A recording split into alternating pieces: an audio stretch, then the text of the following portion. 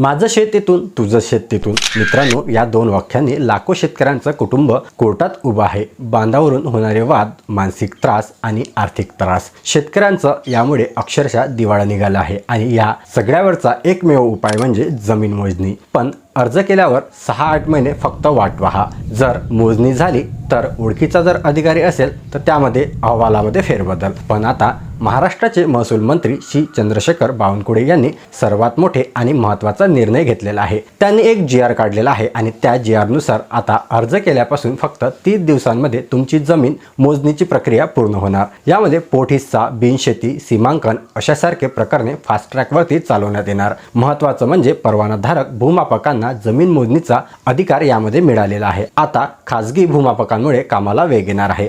हा निर्णय 100% अगदी क्रांतिकारी आहे, यात काही शंका नाही. पण प्रश्न येतो तो अंमलबजावणीचा. सरकार वेळोवेळी वेगवेगळ्या प्रकारचे निर्णय घेत राहतात, पण ते खालच्या स्तरावरती प्रभावीपणे राबवले जात आहे की नाही याकडे सुद्धा सरकारने लक्ष देणे तेवढेच महत्त्वाचे आहे.